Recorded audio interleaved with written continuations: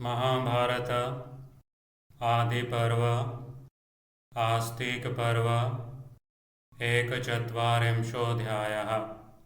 श्रृंगी ऋषि का राजा परीक्षित को शाप देना और शमीक का अपने पुत्र को शांत करते हुए शाप को अनुचित बताना। उग्रश्रवा जी कहते हैं, शौनक जी, कृश के ऐसा कहने पर तेजस्वी श्रृंगी ऋषि को बड़ा क्रोध हुआ। अपने पिता के कंधे पर मृतक सर्प रखे जाने की बात सुनकर वह रोष और शोक से संतप्त हो उठा।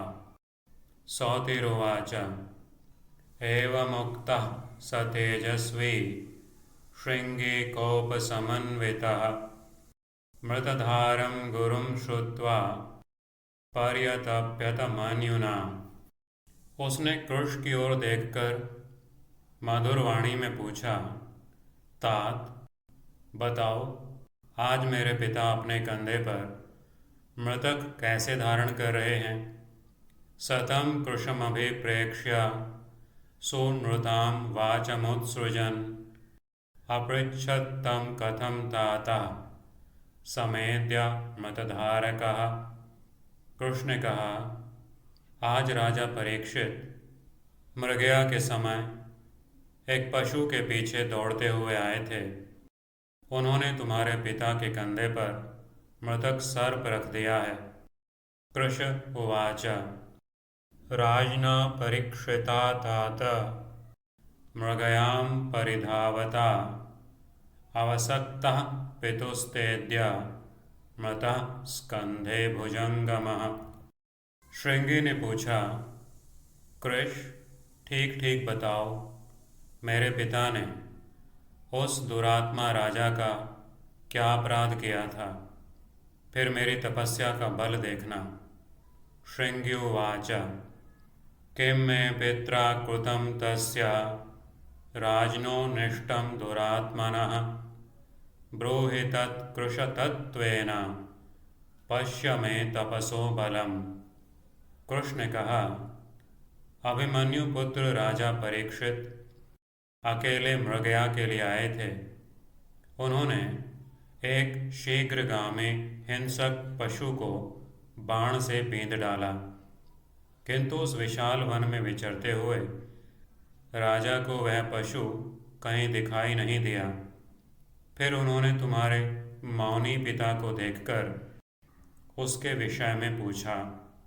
कृश उवाच स राजा मृगयां यातः परीक्षिदभिमन्युजः ससार मृगमेकाकी विद्ध्वा बाणेन शीघ्रगम् न चाप्यशन् मृगं राजा चरंस्तस्मिन् महावने पितरं ते सदृष्टैव पप्रच्छानभिभाषिणम्।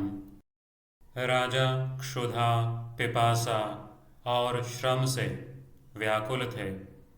इधर तुम्हारे पिता काठ की भांति अविचल भाव से बैठे थे। राजा ने बारंबार तुम्हारे पिता से उस भागे हुए पशु के विषय में प्रश्न किया, परंतु मौन व्रतावलंबी होने के कारण तुम्हारे पिता ने कुछ उत्तर नहीं दिया। तब राजा ने धनुष की नोक से एक मरा हुआ सांप उठाकर उनके कंधे पर डाल दिया। तम स्थाणुभूतं तिष्ठन्तं क्षुत्पिपासा श्रमातुरः पुनः पुनर्मृगं नष्टं पप्रच्छ पितरं तव स च मौनव्रतोपेतो नैवं तं प्रत्यभाषत। तस्य राजा धनुष्कोट्या सर्पं स्कंधे समासजत। श्रृंगिन, संयम पूर्वक व्रत का पालन करने वाले तुम्हारे पिता अभी उसी अवस्था में बैठे हैं और वे राजा परीक्षित अपनी राजधानी हस्तिनापुर को लौट गए हैं। श्रृंगिस्तव पिता सोपि तथैवास्ते यतव्रतः सोपि राजा स्वनगरं प्रस्थितो गजसह वयम्।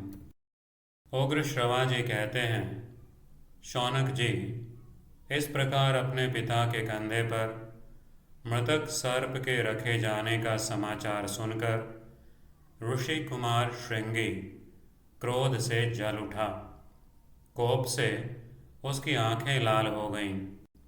सौतिरुवाच श्रुत्वैवं ऋषिपुत्रस्तु शवं कंधे प्रतिष्ठितं कोपसंरक्तनयनः प्रज्वलन्निव मान्युना।